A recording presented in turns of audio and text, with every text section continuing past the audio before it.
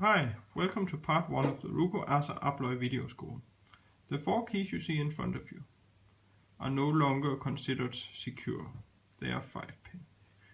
And by today's standards, they are pointless. Locks like these should only be clamped in a vise or put in a museum. They are not to be put on a front door. All of these locks can be opened with a bump key or a lockpick gun in seconds without any trace of entry. So they are only for lock sports for now. The two you see on your left has a double shoulder, and that identifies that they are very old. And when they are that old, you know that the lock that came with it does not have any means of security sleeves, countermilling or special driver pins. It comes with 4 mushroom pins in chamber 1 to 4 and a gatekeeper in number 5. It's easy to identify. They are fun to pick, easy to pick compared to the new ones, but they are not suitable for anything that needs to be secured. Same with the assa 5-pin. And here we have the newest ruko, where you can see it only has the shoulder part on the top. And these ones might contain a security sleeve and special driver pins and might be fun to pick, but that's all. A thing from the past. The bare minimum that you should have on your door today is this one. This is the ruko 6-pin. It comes with security drivers, countermilling in the core, as I'll be showing you in another video, and that's about it. The minimum today, identified by the square and head with the sharp corners. In 1980, Bovidin invented the sidebar system, and the Twin 6000 key was released. This one has 5 sidebar pins and 6 top pins, and you can see this one is a ruko Twin 6000. You can actually find an identical assa twin that looks exactly the same. That's because ruko has been part of assa Abloy group since 1951, and therefore all the patents are shared between them. So there's not much difference between them today, and you can quite often put a ruko and an assa or a triowing key into the same locks, and they are basically having the same configurations inside, as we'll see in some other videos. This is quite easy to recognize, the twin. And when you look at the sidebar on the next ones, you will see that they are remarkably different.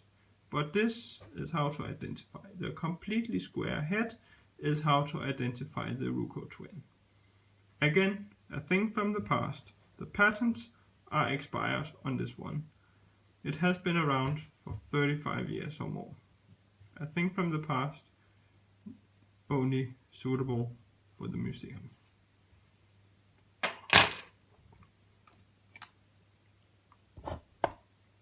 Next up is another old thing. This one is a ruko garant. It's actually a sidebar, as the next generation of sidebars. And this one came with a security card.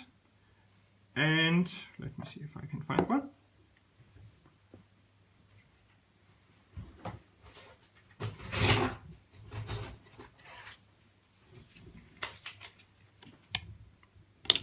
There we go, that's the security card. So this was a lock that the average person could get on his front door if he wanted something safe. To get a new copy of this key, you need to bring this card with you to your authorized locksmith.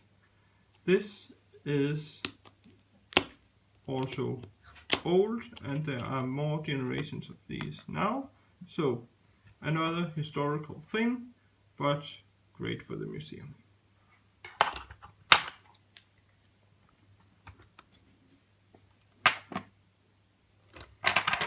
And as I said, there are shared patterns between the Scandinavian countries. As you can see here, we actually have a triowing with the exact same kind of sidebar and everything.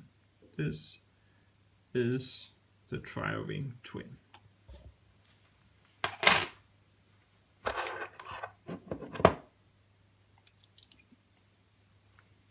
Next, we have some other historical things. This is a ruko 7-pin. It wasn't used much in Denmark, but in Sweden, the 7-pin has been a huge success. And a lot of doors still have this 7-pin. It has actually been around forever. And they are so identical that when I take this ruko 7-pin, I can even fit the assa in, as it has the same profile. Again, a thing from the past and very interesting for the museum.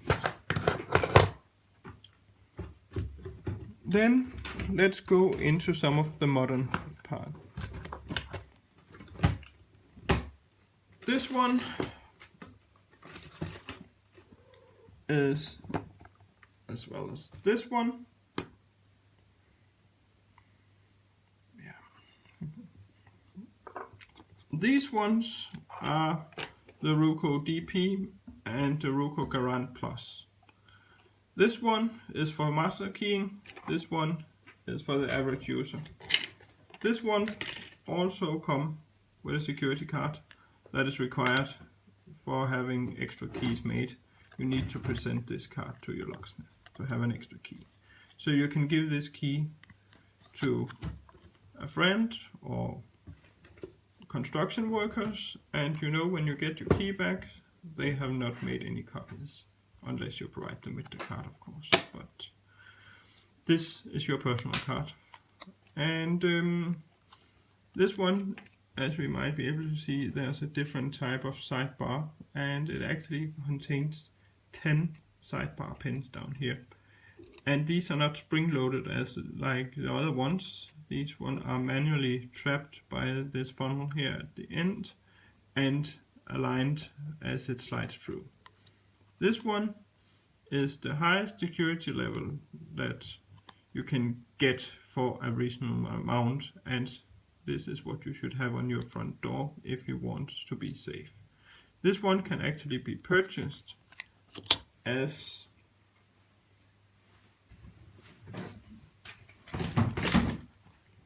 a DIY package at your local hardware store. So if you want to try your lock with a screwdriver, you can fit this lock on your own door. You don't even need any locksmith or anything. The security key card for the keys are inside.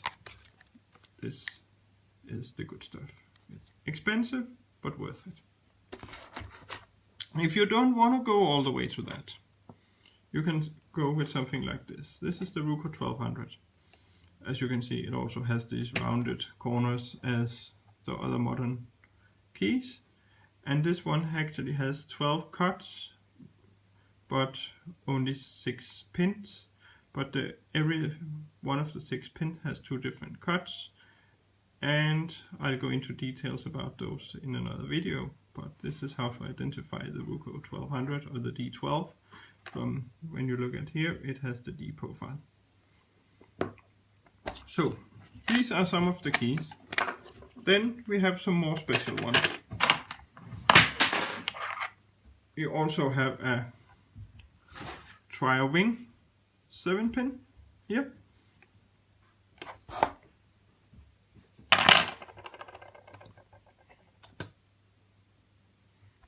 And